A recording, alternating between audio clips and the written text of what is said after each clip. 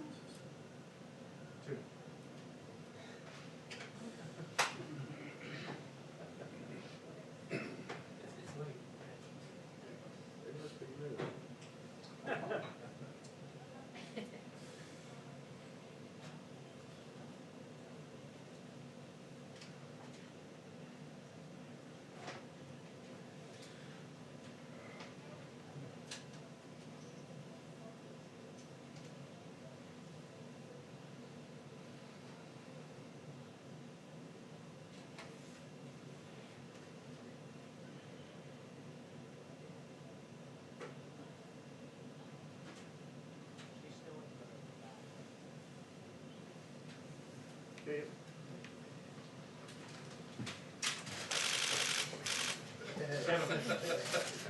Looking good up there, man.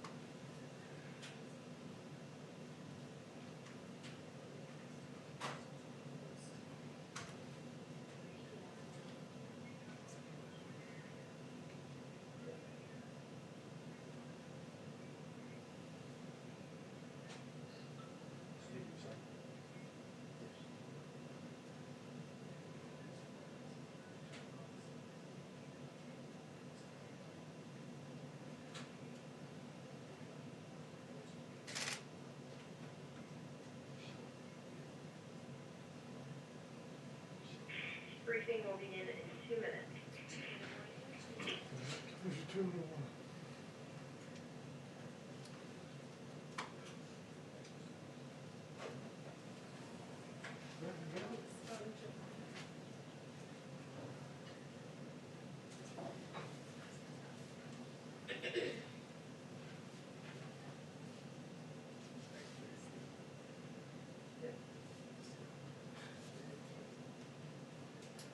Good job, spot on.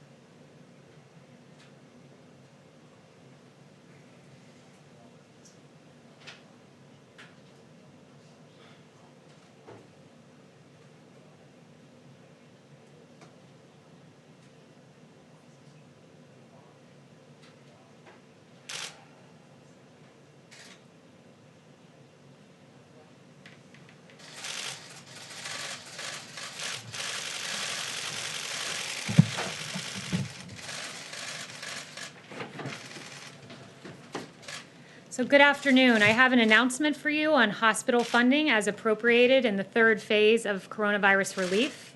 The Trump administration will distribute a total of $12 billion in provider relief fund payments to 395 hospitals across the country that have been hardest hit by the COVID-19 pandemic.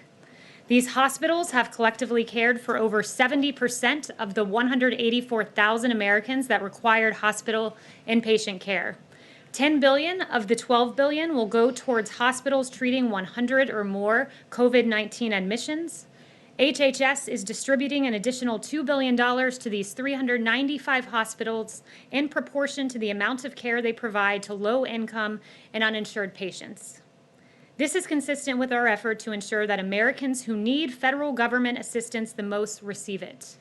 We'll be releasing a breakdown of the states receiving this funding and the counties receiving this funding, but for your awareness, New York, New Jersey, and Illinois receive the most funding by state, while New York, Bronx, New York, and Cook, Illinois receive the most funding by county as determined by our metrics. Our healthcare providers, as President Trump has repeatedly acknowledged, are our heroes as we work to defeat the invisible enemy. This relief funding will help these heroes defeat this virus. In reacting to CARES relief, I love what this one provider said.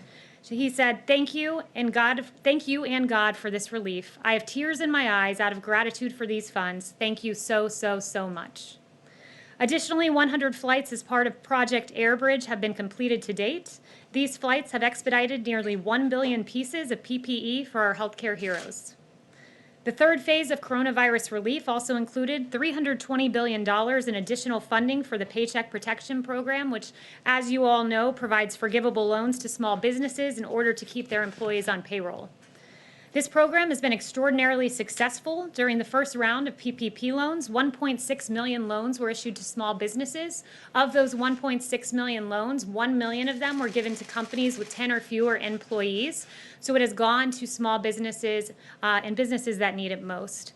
But the PPP, look, it's not just another government program. This is supporting everyday Americans who, through no fault of their own, have found themselves in this predicament. We saw this firsthand at the White House on Tuesday. On Tuesday, President Trump welcomed small business owners and employees to the White House. These small businesses received PPP loans, which helped them pay their employees during the pandemic. Biddy & Bose was among the small businesses welcomed to the White House. Biddy & Bose employs 120 people with intellectual and developmental disabilities. It's a coffee shop not too far away from here. Biddy & Bose had to temporarily close its doors, but because of PPP loans, Biddy & Bose was able to rehire all of its employees.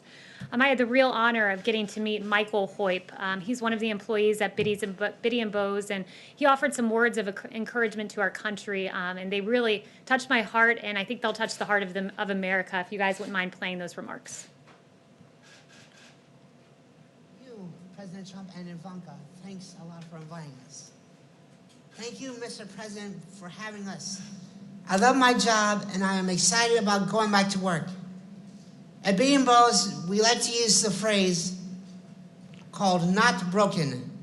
That means me and all my amazing coworkers are not broken, and we have lots to offer. I know the great country of the United States isn't broken either. So on behalf of myself, Megan and Amy and all the employees of Biddy & Bose, thank you for inviting us over. You guys are our family. Love you guys. Michael's an incredible young man. I gave him a call yesterday and asked him what he was up to, and he said he and his fellow employees were literally handwriting notes to put in with their coffee packages that they send out to consumers. I received one of these notes from another company, and it really does put a smile on your face, and Michael's doing that each and every day. And Biddy & Bose, they represent the hope and opportunity that is on the horizon for America's workers, as their business embodies the American spirit. Workers like Michael show that this country is not broken and that we will recover together. Michael, thank you. You're an American hero. Thank you for sharing that message of hope. And with that, I'll take questions. Don. Kayleigh, if I could, welcome to the podium for the first time. Thank you. As well. The markets are down substantially today after the president yesterday suggested in the East Room that he might use tariffs to punish China over the coronavirus. Is there any serious consideration being given to putting new tariffs on China, or was the president just spitballing yesterday?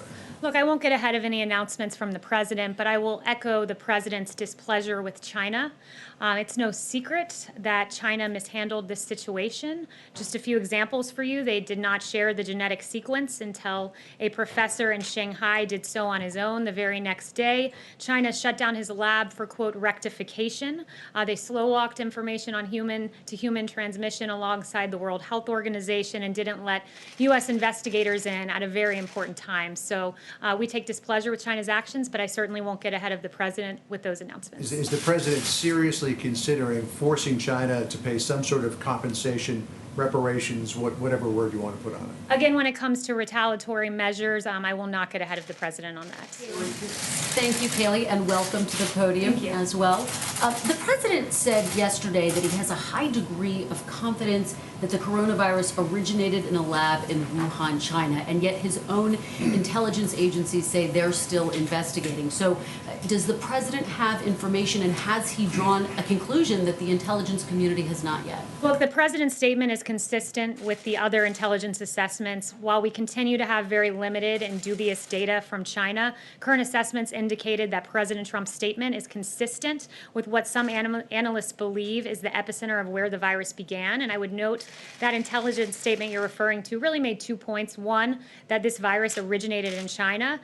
Two, that it began through contact with infected animals or was the result of an accident at a laboratory in Wuhan. So I consider that consistent with what the president said, that he's seen intelligence suggesting it could be in the Wuhan laboratory. It seemed to lean into the idea that this started in a laboratory, whereas the statement that we saw from the DNI said, we're still investigating those two options that you just laid out. Is the president in any way creating mixed messaging by not saying, we're still investigating? No, let me remind everyone, intelligence is just an estimate, essentially, and it's up to policymakers to decide what to do with that intelligence.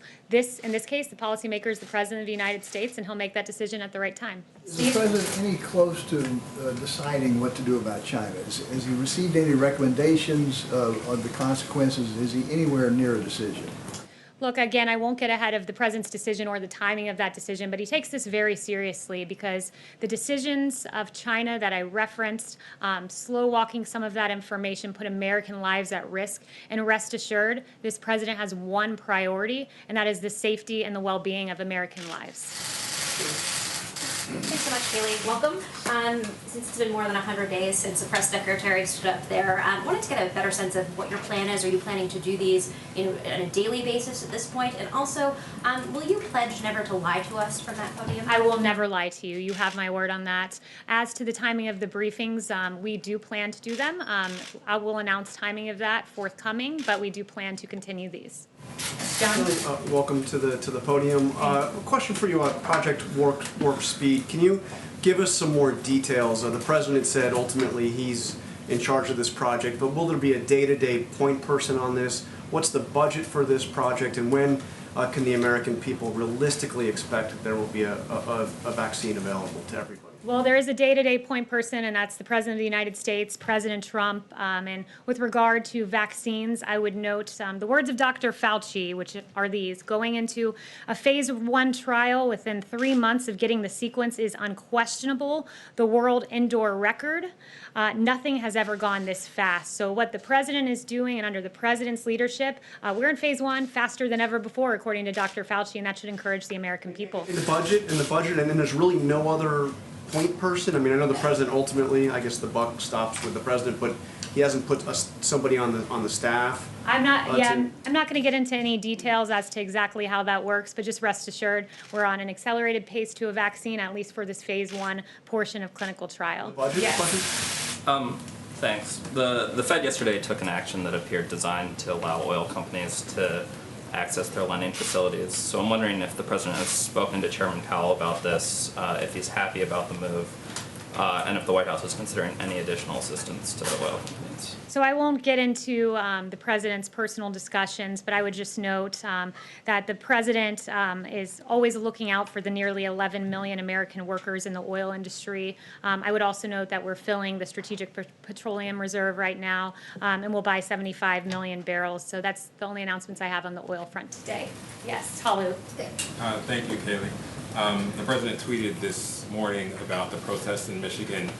He essentially said that the governor of Michigan should work with the protesters. He called them very good people and said that they are very angry. Some of those protests, I'm sure you saw, included heavily armed protesters, members of militia groups. I wonder if the president was speaking about those specific members who stormed the Capitol in Michigan when he talked about very good people. Look, the president was referencing generally that in this country you have a First Amendment right to protest. I think that's something we all treasure here, and we should, rightfully. You have a right to do that constitutionally, but you must protest within the bounds of the law.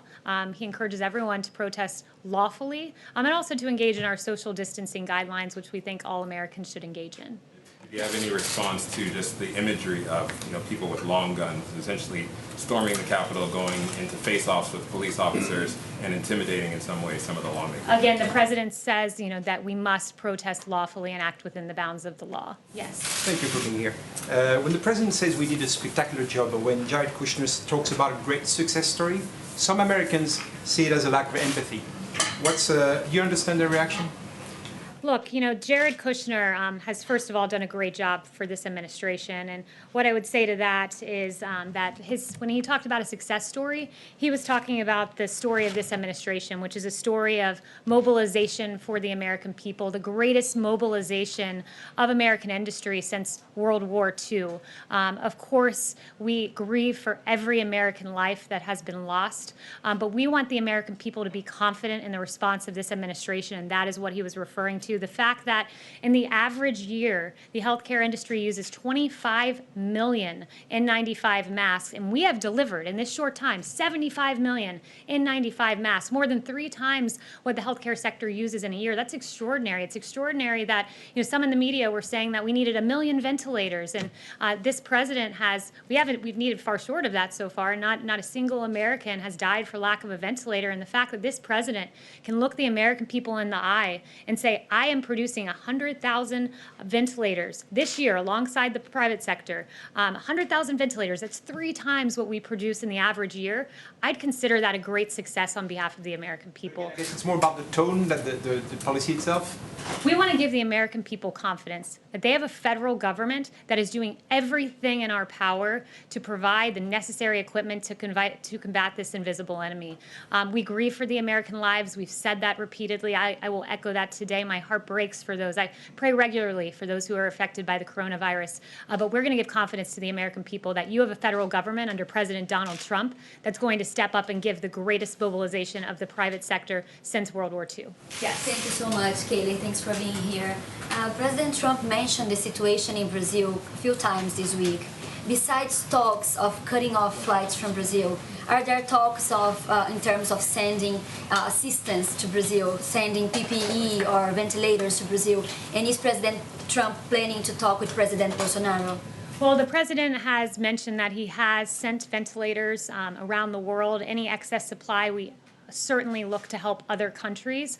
But, in terms of a specific announcement regarding Brazil, I don't have any new information for you on that front today. Yeah, Kayleigh, welcome.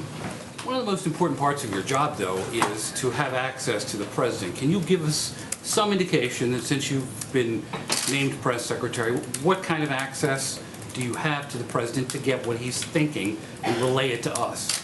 Yeah, I can tell you this. I'm around the president almost the entire day. I was just with him before I left to come out and speak with you guys. I think my staff can attest to the fact that they have a very hard time finding me because I'm normally with the president in the Oval Office. So I'm consistently with him, absorbing his thinking, and it's my mission to bring you the mindset of the president, deliver those facts so this president gets fair and accurate reporting and the American people get fair and accurate information. Yeah. Thanks, Kayleigh. Just following up on Kristen's question, China's blocking the World Health Organization from coming in and investigating how this started. Shouldn't external investigators be allowed into Wuhan to determine, 1, how the pandemic started, and 2, maybe a way that we could expedite finding a cure for this thing?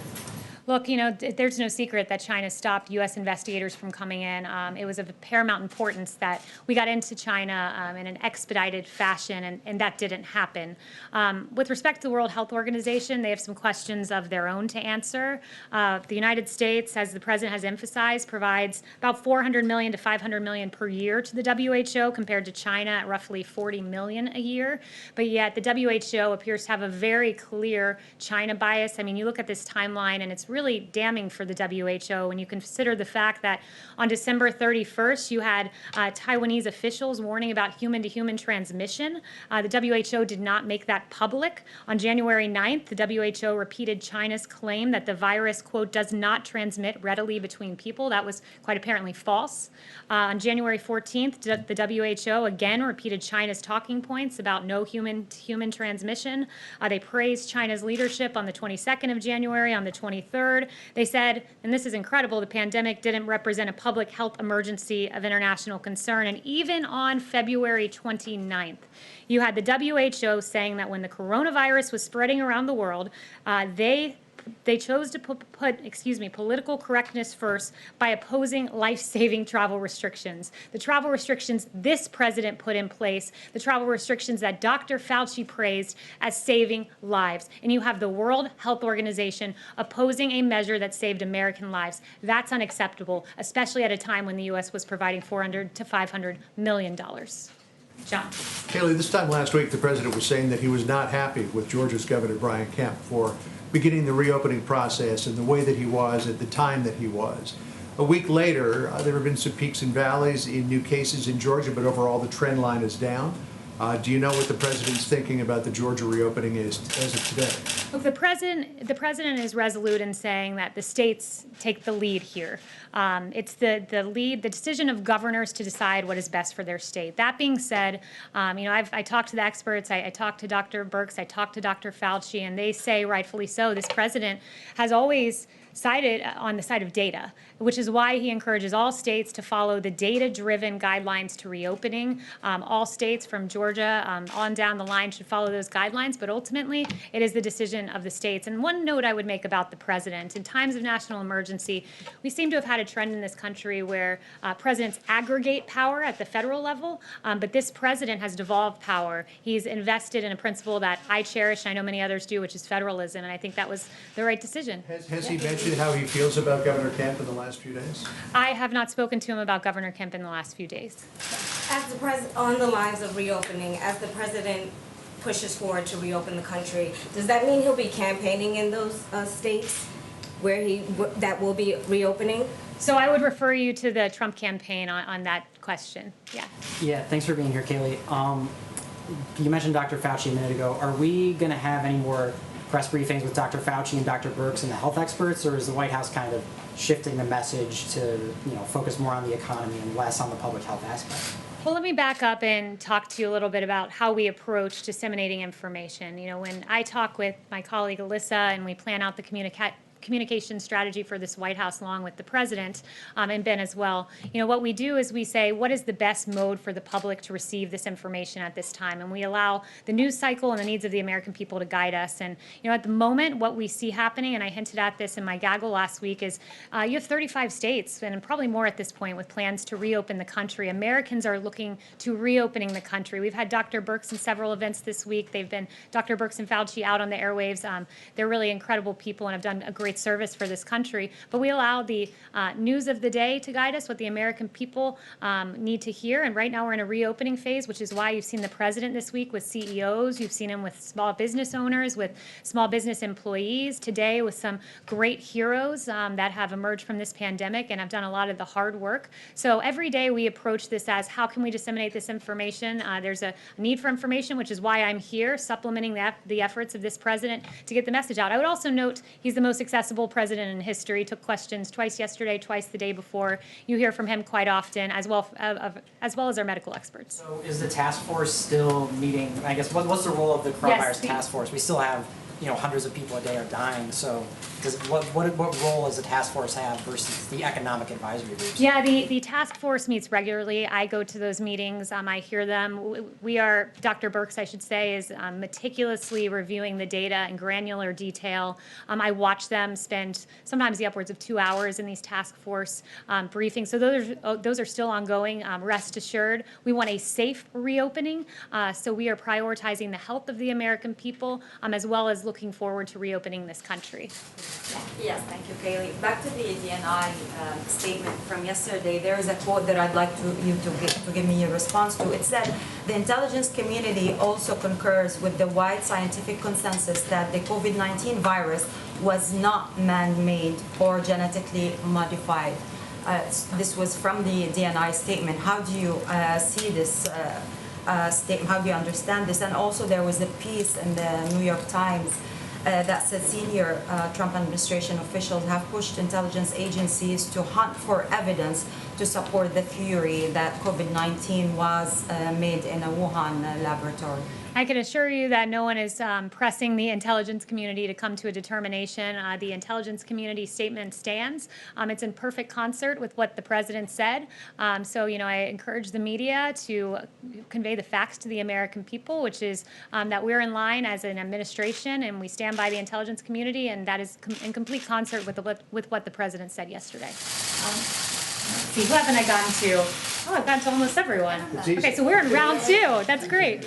Yes. Thank you. Today, former Vice President Joe Biden denied allegations of sexual misconduct against him. Does President Trump take him at his word, given that, as the president has said, he has denied allegations against himself? Well, what I would say is that we are pleased that the former vice president has decided to go on the record. It took him less than, 16 hours to follow the advice of the president of the United States and come out and publicly address those claims. So, we're glad to see that he's on the record on this. Let me just ask you about something the president said moments ago in an interview. He said that Tara Reade is, quote, far more compelling than anything they had with respect to Brett Kavanaugh. What did he mean by that? What is more compelling? That's the president's assessment, so I would point you back to his words. I think it was a grave miscarriage of justice, what happened with Justice Brett Kavanaugh. There's no need for me to bring up some of the salacious, awful, and verifiably false allegations that were made against Justice Kavanaugh. That was an embarrassment for the Democrat Party to have dragged the name of a very respectable man through the mud like that. So I'll leave it at that. Yes, Kayleigh is the radio puller. I'm asking this on behalf of our colleague. There's word the decision to release Michael Cohen from prison to home confinement due to COVID-19 has been reversed. Did the White House directly or indirectly intervene here? No. So absolutely not, I would say there. But I am glad that you brought up justice, and because, look, there's, again, a case of injustice that is yet to be brought up today, but I certainly would like to bring it up, and that's the case of General Michael Flynn. What we've all learned from that should scare every American citizen. The fact that you had Jim Comey admitting in December of last year that he violated a protocol by directing agents to confront Flynn, something that he would not, quote, have gotten away with under previous administrations. The FBI told Flynn he didn't need a lawyer when they came to meet with him. McCabe told FBI agents that he didn't think Flynn was lying, and then all of that information we've learned over the last few months and years culminates in the fact that we have a handwritten FBI note that says, quote, we need to get Flynn to lie, quote, and get him fired. There was an unfair target on the back of General Michael Flynn.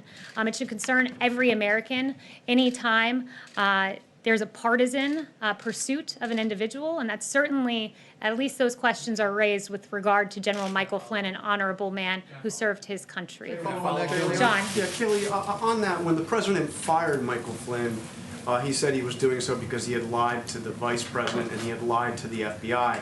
So, given all that you've just said, isn't it still true? Doesn't the president still believe that Michael Flynn lied to Vice President Pence and lied to the FBI?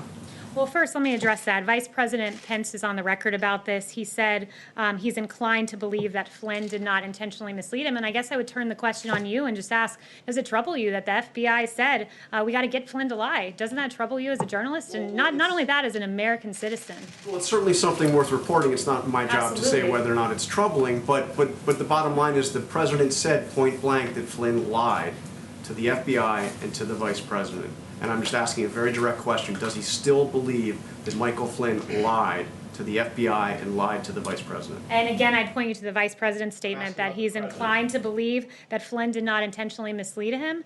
And I'm asking back that all of you in your coverage endeavor to report what is a very scary story when the FBI is saying, let us get someone to lie. I've seen very scant coverage of that. It's a story worth reporting and a story that I hope the American people, if you haven't heard it yet, are getting to hear for the very first time. Chanel? Think he lied still. Thank you, Secretary McEnany. Going back to the South China Sea, we had an issue come up this morning where you had the USS Barry crossing international maritime waters, and then this is in the South China Sea, and Chinese officials are saying that this will be a dead-end endeavor. Has the president spoken with any side on the Chinese as far as what the United States is going to continue doing? Is the U.S. Navy going to just ignore these threats and keep going through these international waters? What are your responses to China's increasing aggression in the South China Sea again? Yeah, I have no news to report as to the president's conversations, and for the specifics of that, I would redirect you to the NSC. Yes. Thanks. In the same podcast interview, the president said that Democrats would, quote, have to give us a lot for aid to states. I'm wondering if you have any idea of what specifically the White House or the president is asking for, and secondly, what you'd say to somebody like Governor Cuomo, who says, you know, the president's already told me, you know, a few weeks ago that he would support this type of assistance, and why are we bailing out, you know, airlines or defense contractors, but not the states that pay teachers or first responders? Well, first, you brought up Governor Cuomo, so I just thought it's a good time to remind everyone that Governor Cuomo has praised the president's response in this COVID-19 crisis, saying that what the president has achieved is a phenomenal accomplishment, and we thank Governor Cuomo for those very kind words. But on that note, with regard to funding to states, Phase 4 is something that we want to start negotiating on immediately and get to work on. The president has said, look, I will certainly look to consider helping states who have coronavirus reasons for the financial situation they find themselves in, but he doesn't want this to be an excuse for decades and decades of bad Democrat governance that have run some of these states into a financial predicament. So he has mentioned that in terms of the types of things he wants to see in this Phase 4. I don't want to get ahead of the negotiations, but I do want to emphasize that he has mentioned sanctuary cities. This is a really important issue that has cost American lives. Last year, a brave ICE officers arrested more than 120,000 criminal aliens charged with nearly 10,000 burglaries, 5,000 sexual assaults, 45,000 violent assaults, 2,000 murders, and in the last year, egregiously, 5,000 human trafficking episodes. So American lives matter, our brave ICE men and women matter, and it's something that he's mentioned he'd like to see in a Phase 4. I mean, you raised that, and the president's been kind of vague about this. Are you explicitly conditioning state aid on states or cities, not saying that they would have sanctuary city policies? No, I'm not. No, not conditioning anything, but saying that is a negotiation item that the president will certainly bring up. Thanks very much. So the president has in the past denied any of the allegations from the many women who have accused him of sexual misconduct. But per that podcast today, you seem to suggest the allegations that Tara Reade has raised are more, what did you say, credible than the ones against Brett Kavanaugh. What about the allegations that were raised against him, however? Why should the public, or what makes them any less credible than the allegations from Tara Reade? The president has swiftly denied all of these allegations that were raised 4 years ago. He has always told the truth on these issues. He's denied them immediately, and you're bringing up issues, like I said, from 4 years ago that were asked and answered, and the American people had their say in the matter when they elected President Trump as president of the United States. But, you know, the media, leave it to the media to really take an issue about the former vice president and turn it on the president and bring up accusations from 4 years ago that were asked and answered in the form of the vote of the American people. Just come back, Kayleigh, to John's question, because Kellyanne Conway spoke to this the other day and suggested that two things could be true at the same time. We now have the vice president saying it's his belief that General Flynn may have unintentionally misled him. That's now 3 years after the fact. But the two things that could have been true at the same time were that Flynn lied to the vice president and also lied to the FBI. If you remove the FBI piece of that, would the president still have fired Michael Flynn for his belief that he lied at that point to the vice president? I mean, I'm not going to engage in a hypothetical, and that's essentially what that would be. But what I would say is echo yet again that this was a grave miscarriage of justice. I am very glad that the FBI thought to keep a paper trail, because what many have said for a very long time, pointing to the first few facts I shared with you, culminating in that handwritten note, I'm glad they kept such good documentation of their intent to slow walk General Flynn into a trap and to essentially create, as I mentioned, a grave miscarriage of justice. So FBI, at least we can thank you for the great note-taking. Let me follow up on that, though. John does bring up the point that General Flynn pleaded guilty to lying to the FBI. I'm not going to get involved in what was told here in a few hours. And let me just say this. The president at 5 p.m. leaves today for Camp David. It's going to be working weekend. He'll be talking with heads of states, with elected officials. We have a great event coming up this afternoon. And of course, everyone should watch the Fox News Town Hall with the president from 7 to 9 p.m. It'll be can't miss television, much like the highly rated President Trump coronavirus task force briefings have been. Thank you. Thank you.